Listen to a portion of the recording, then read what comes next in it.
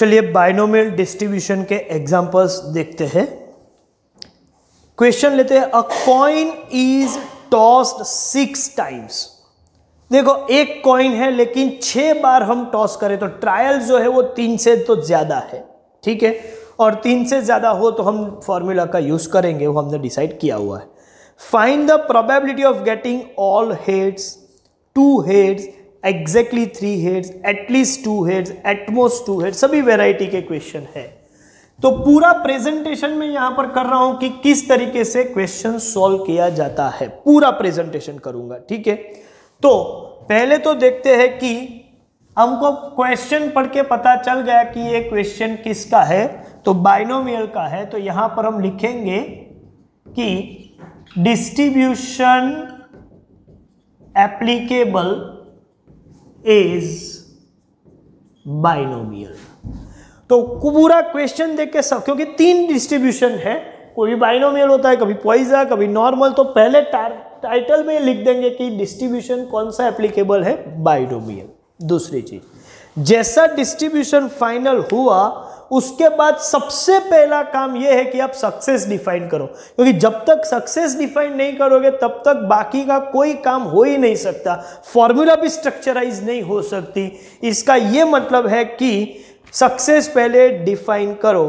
तो ज्यादातर जो क्वेश्चन है वो हेड के सेंस में है, तो कॉइन टॉस करेंगे तो 2 पॉसिबल आउटकम है, या तो हेड आएगा या तो टेल आएगा। तो किसी भी एक को मैं सक्सेस बना तो बेटर है कि मैं हेड को सक्सेस बना रहा हूं। तो ये आपको लिखना पड़ेगा कि let getting of head be a success represented by random variable x. P of x is equal to ncx, p raised to x, q raised to n minus x, जिसमें n का मतलब क्या है, तो 6 है। P का मतलब क्या है, P means what, probability of success in a single trial. Success किसको बनाए, गेटिंग ऑफ हेड। तो getting of head in a single toss, एक टॉस जो है वो हमारा ट्रायल है, एक टॉस में हमें हेड मिले उसकी प्रोबेबिलिटी सिंगल ट्रायल में 1/2 है। तो ऑटोमेटिकली QB क्या हो जाएगा, 1/2। तो पहले क्वेश्चन को देख के ये फॉर्मेट क्लियर हो जाना चाहिए कि डिस्ट्रीब्यूशन कौन सा है, डिस्ट्रीब्यूशन डिसाइड होने के बाद किसको सक्सेस बनाया है, और सक्सेस बनाएंगे तो ये फॉर्मूला में n क्या है, p क्या है, q क्या है, ये सब स्ट्रक्चराइज हो गए। एक बार ये स्ट्रक्चराइज हो गया, अब इसके बाद सीधा क्वेश्चन आप देख सकते हो।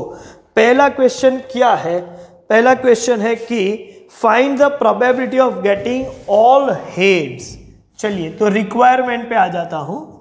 Requirement number 1, probability of getting all heads.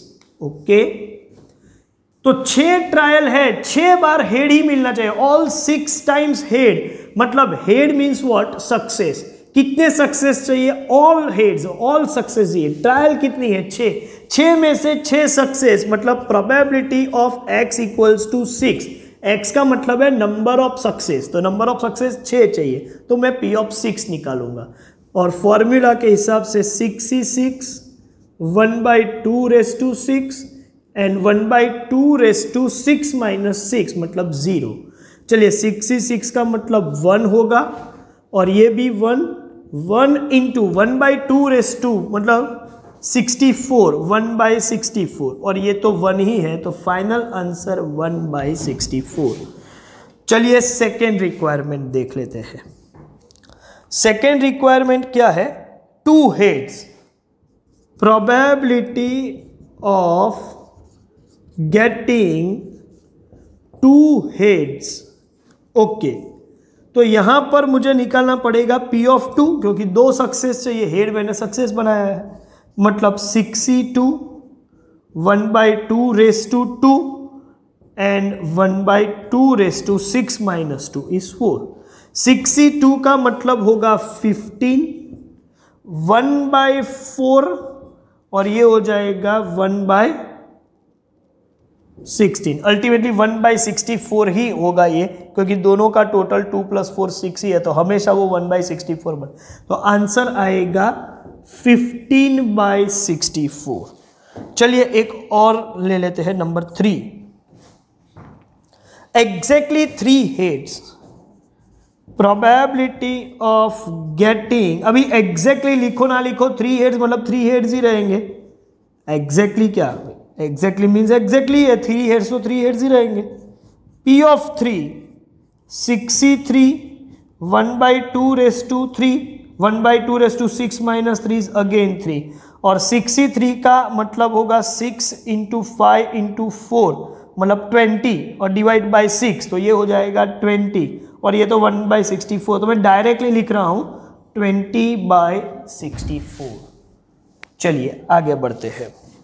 Requirement number 4, requirement number 4 है एटलीस्ट 2 हेड्स। ये इंटरेस्टिंग है, probability of getting at least 2 heads.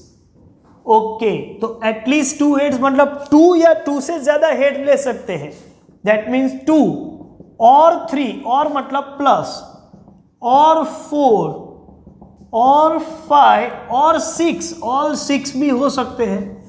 तो 2 3 4 5 6 ये सबका टोटल करना है, नहीं करने की जरूरत नहीं। मैं आपको बताऊं, मैं पूरी सभी का टोटल तो 1 ही होता है सभी प्रोबेबिलिटी का, और उसमें से मैं P of 0 और P of 1 माइनस कर दूं तो 2 3 4 5 6 का जो फाइनल आंसर है वो अल्टीमेटली 1 में से 0 और 1 की प्रोबेबिलिटी माइनस करो उसके इक्वल ही होगा। तो ये सब कैलकुलेट नहीं करेंगे, हम क्या करेंगे 1 - P of 0 + P of 1 कर देंगे। चलिए, लेकिन P of 0 और P of 1, हाँ उसका वर्किंग मुझे करना पड़ेगा। तो P of 0 60 1/2^0 1/2^6, आंसर होगा 1/64, और P of 1 61 1/2^1 1/2^5, और ये होगा 6/64। तो 1 - 1/64 + 6/64, ये दोनों का टोटल होगा 1 - 7/64। तो 64 - 7 ये आएगा 57 / 64। तो इस तरीके से हम काम करेंगे। अब 2 3 4 5 6 कैलकुलेट करने के बाद टोटल करोगे तो वही होगा, तो बेटर है कि ये 2 कैलकुलेट कर दो और 1 में से माइनस कर दो। उसके बाद है at most 2 heads, probability of getting at most 2 heads.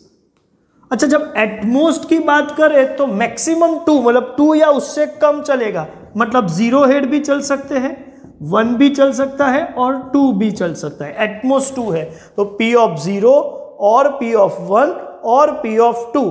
चलिए P of 0 यहां पर कैलकुलेट करके रखा हुआ है, तो 1/64। P of 1 वो भी है 6/64 प्लस P of 2, तो P of 2 यहां पर कैलकुलेट किया हुआ था 15/64, तो वो भी लिख देते हैं 15/64। चलिए टोटल 15 + 6 21 + 1, तो ये आएगा 22/64। तो इस तरीके से आप इसको सॉल्व करो। आप इसको रिड्यूस करना हो तो कर सकते हो, लेकिन मैं बोलूँ किसी को रिड्यूस करने की जरूरत नहीं है, पूरा पैटर्न से आप काम कर सकते हो। अच्छा, आपको MCQ एग्जाम सपोज देनी है, ठीक है, तो पूरा प्रेजेंटेशन जरूरी नहीं है, रेलेवेंट जो भी काम है वो हम कर लेंगे, डिस्ट्रीब्यूशन कौन सा है, सक्सेस क्या बनाया, और P of 6 P of 2, तो आप उसको शॉर्ट में भी लिख सकते हो रफ वर्क में जो MCQ एग्जाम हो तो, लेकिन पूरा प्रेजेंटेशन करना है तो इस तरीके से आप काम कर सकते हो। चलिए ये क्वेश्चन का स्क्रीनशॉट ले लीजिए, एक दूसरा क्वेश्चन भी मैं सॉल्व करूंगा, ठीक है। एक और क्वेश्चन देखते हैं। A family with 5 children find following probabilities assuming male female births are equiprobable. ये नहीं भी बोलते तो भी हम यही मानते हैं कि male female births are equiprobable. तो क्या क्या प्रोबेबिलिटी चाहिए? फैमिली विथ 5 चिल्ड्रन है, all are girls, at least 1 boy, 2 boys and 3 girls, at least 1 boy and at least 1 girl, number of boys more than number of girls. ठीक है, चलिए तो distribution applicable binomial, क्यों? क्योंकि जो चिल्ड्रन है उसको 2 ही कैटेगरी हम बना सकते हैं, किसी एक को सक्सेस बना दे, बॉय चाइल्ड को या गर्ल चाइल्ड को, तो इसका मतलब है कि डिस्ट्रीब्यूशन तो बाइनोमियल है। तो सक्सेस किसको बनाना है? चलिए, ज्यादातर क्वेश्चन बॉय के सेंस में है, उसकी वजह से मैं बॉय को सक्सेस बना देता हूं। ठीक है, तो यहां पर लिख रहे हैं कि let having boy child be a success represented by random variable x. P of x is NCx p raised to x q raised to n minus x. n कितना है? तो फैमिली विथ 5 चिल्ड्रन मतलब trials are 5, उसमें से boy और girl की probability, मतलब कोई एक चाइल्ड आप रैंडमली सिलेक्ट करो और वो बॉय है या गर्ल है, उसकी क्या प्रोबेबिलिटी? ऑब्वियस है male female birth equi probable है, तो p भी 1/2 और q भी 1/2, तो यहां तक तो कोई प्रॉब्लम नहीं है। चलिए आगे बढ़ते हैं, अब रिक्वायरमेंट पे आ जाता है। तो पहली रिक्वायरमेंट है all are girls, very interesting, please. Required number 1, probability that all are girls. अब ध्यान से सुनिएगा, प्रोबेबिलिटी मुझे निकालनी है ऑल आर गर्ल्स, लेकिन मेरा सक्सेस है बॉय चाइल्ड, इसका मतलब 5 गर्ल है, तो बॉय के सेंस में समझो तो नो बॉय, क्योंकि all girls means no boy, no boy मतलब 0 बॉय, तो मुझे x की वैल्यू 0 है तब प्रोबेबिलिटी निकालनी है, मतलब 0 सक्सेस की प्रोबेबिलिटी। तो मैं यहां पर p ऑफ 0 निकालूंगा, मतलब 5c 0, 1/2 raise to 0, 1/2 raise to 5, ये भी 1 ये भी 1, तो ये आंसर होगा 1/32। तो ये हो गया ऑल आर गर्ल्स की प्रोबेबिलिटी। सेकेंड रिक्वायरमेंट है at least 1 boy, at least 1 boy. So probability of at least 1 boy, at least 1 boy मतलब 1 बॉय या एक से ज्यादा सक्सेस, एक हो या एक से ज्यादा सक्सेस, मतलब p ऑफ 1 और p ऑफ 2 और p ऑफ 3 और p ऑफ 4 और p ऑफ 5। एटलीस्ट 1 मतलब 1 और 2 और 3, और बॉय को ही सक्सेस बना है तो p ऑफ 1 से लेके p ऑफ 5, इतना तो कैलकुलेट कर नहीं सकते।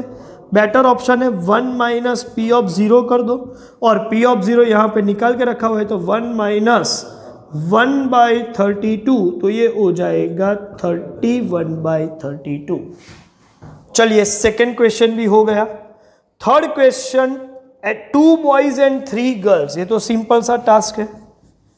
Probability of 2 boys and 3 girls, तो वैसे भी 2 बॉयज होंगे तो 3 गर्ल्स ही होगी, क्योंकि x की वैल्यू जब 2 होती है, ठीक है, मतलब बॉय को मैं 2 मान के चलूं तो ऑटोमेटिकली 3 गर्ल्स ही हो जाएगी, तो 3 गर्ल्स का कुछ अलग बोल लिखने की जरूरत नहीं है।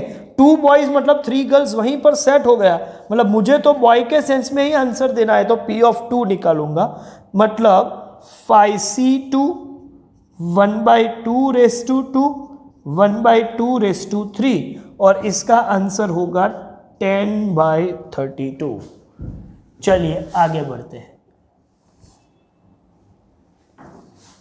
Fourth requirement, at least 1 boy and at least, ये इंटरेस्टिंग है। Probability of at least 1 boy and at least 1 girl. Sir इसका मतलब क्या हुआ? एटलीस्ट 2 जगह पर है, हाँ है। देखो ऐसे क्वेश्चन में आप इस तरीके से डिस्ट्रीब्यूशन डिजाइन करो कि क्या क्या पॉसिबिलिटी। बॉय गर्ल की बात करें तो 0 बॉय होंगे तो 5 गर्ल, 1 बॉय तो आप बोलो 4 गर्ल्स, 2 3 3 2 4 1 5 0, यही पैटर्न है। मैं 0 बॉय की प्रोबेबिलिटी बोलूं या 5 गर्ल्स की, वो एक ही चीज है, क्योंकि मैं सक्सेस बॉय के लिए बोल रहा हूं तो मैं P ऑफ 0 निकालता हूं, मतलब ऑल 5 गर्ल्स हो जाएगी।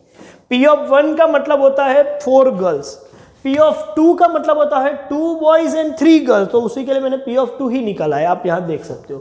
तो इस तरीके से आप एक बार लिख लो। अब पॉइंट है कि at least 1 boy and at least 1 girl, तो एटलीस्ट 1 बॉय के सेंस में देखें तो 0 बॉय वाला ऑप्शन चलेगा नहीं। हाँ, 1 boy, 2 boy, 3 boy, 4 boy, 5 boys भी ले सकते हैं, लेकिन 5 बॉयज में होता क्या है, 1 गर्ल भी चाहिए एटलीस्ट, तो 5 बॉय में 0 गर्ल हो जाती है और वो कंडीशन सेटिस्फाई सेकंड कंडीशन नहीं होती। एटलीस्ट 1 बॉय के लिए 1 to 5 ले सकते हैं, लेकिन एटलीस्ट 1 गर्ल के लिए 0 गर्ल हो जाती है, तो 5 बॉयज इसकी वजह से नहीं ले सकते, तो ये भी कैंसिल कर दो। इसका मतलब आपको 1 to 4 का कैलकुलेशन करना है, या आप 0 बॉय भी नहीं ले सकते और 5, और बॉय को मैंने सक्सेस बनाया है तो उसके सेंस में बोलूं तो P ऑफ 0 और P ऑफ 5 को छोड़ के बाकी की सभी प्रोबेबिलिटी निकाल दो।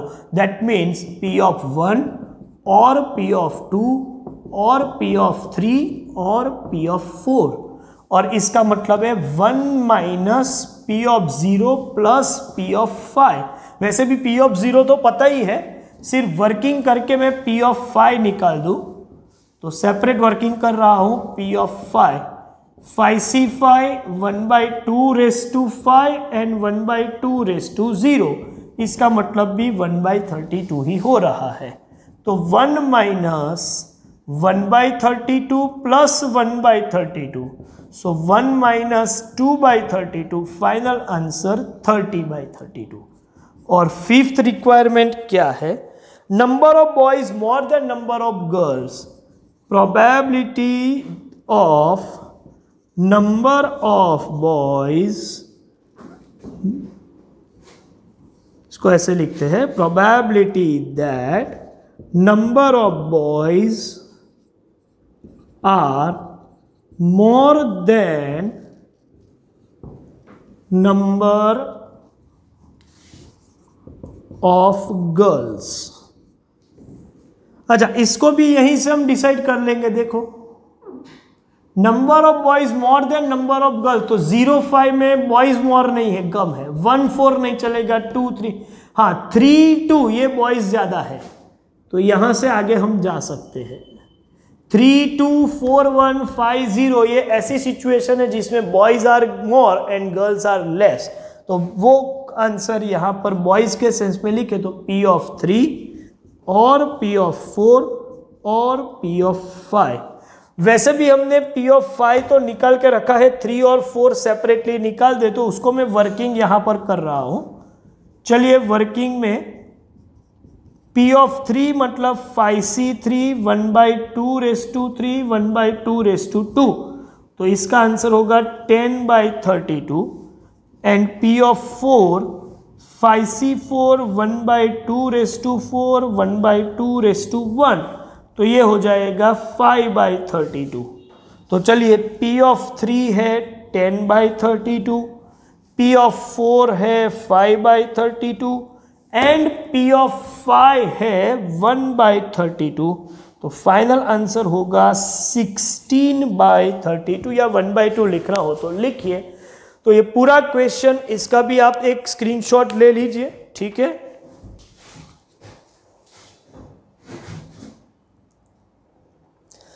चलिए, तो आपने इसका स्क्रीनशॉट ले लिया हो तो based on this discussion screen पे लिखे हुए जो क्वेश्चंस है वो आपको होमवर्क में करने होंगे।